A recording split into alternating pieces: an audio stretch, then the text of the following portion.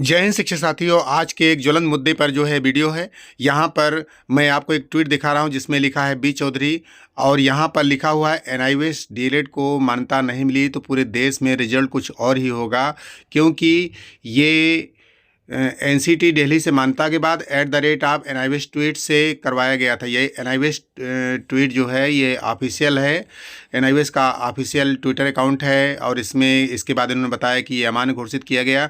तो यहाँ पर क्या सरकार इस पर भी कोई विचार कर रही है? इस बात पर अगर हम फोकस करें तो सरकार के किसी भी प्रतिनिधि ने यही कहा है कि हम इस पर विचार कर रहे हैं। यहाँ पर एनआईवीएस डीएलएड कोई अमान्य संस्थान नहीं है, कोई ऐसा नहीं कहा जा सकता कि इसकी डिग्री कागज़ की पुड़िया बनेगी। यहाँ पर आपको ये बता दें कि एनसीटी ने मिसअंडरस्टैंडिंग की है। एमएचआरडी का जो गाइडलाइन था उसको नहीं माना और गजट जारी नहीं किया, जिससे कि तमाम समस्याएं आ रही हैं।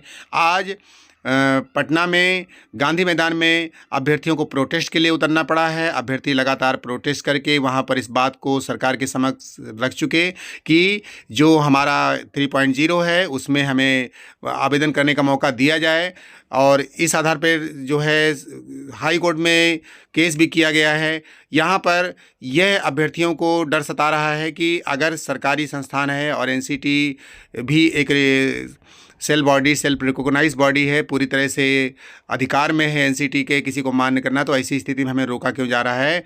और जब कोई इसको लेकर के तमाम चीज़ों केस किया गया है, सुप्रीम कोर्ट में केस किया गया, रिव्यू केस किया गया है, स्टेट में वेस्ट बंगाल की टीम भी लड़ रही है, तमाम गजट केस जो है करने के विचार चल रहे हैं, लेकिन एक गजट केस हुआ भी है जिसकी अभी डेट नहीं मिली। लेकिन यहाँ पर ये प्रश्न ये उठता है कि आखिर ये लड़ाई कितनी लंबी चलेगी। यहाँ पर अभी यह मान के चलिए कि जो माहौल चल रहा है उसमें सरकार विचार कर रही है कि एनआईवीएस को कहाँ, एनआईवीएस से डीएलएड अभ्यर्थियों को किस आधार पर मौका दिया जाए।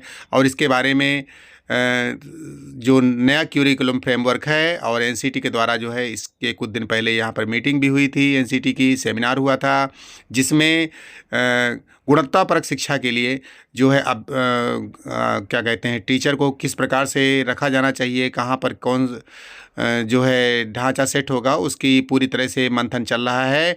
यहाँ पर यही कहना है कि एनसीटी को तत्काल अपनी भूल को सुधार लेना चाहिए, क्योंकि एनआईवीएस का पक्ष किसी हाल में कमज़ोर नहीं है। आज नहीं तो कल एनसीटी को मान्य करना पड़ेगा, और एनसीटी इसके पहले भी मान्य कर चुकी है राज्य सचिवों को पत्र जारी करके। और दूसरी बात है कि जो भी तमाम एविडेंसेस हैं इनको अपने पक्ष को रखना चाहिए।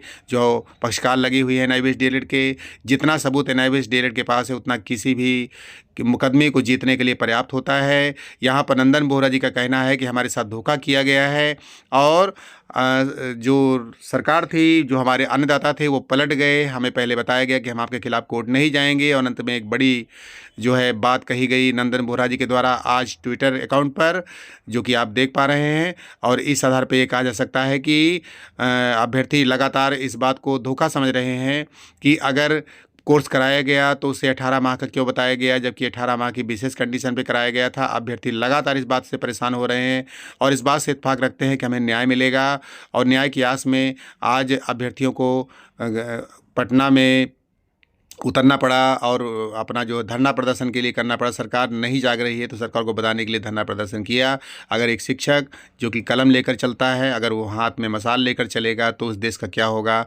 यहाँ पर आज इस ट्वीट के ऊपर ये वीडियो था। मिलता हूँ आपसे अगली अपडेट में। जय हिंद।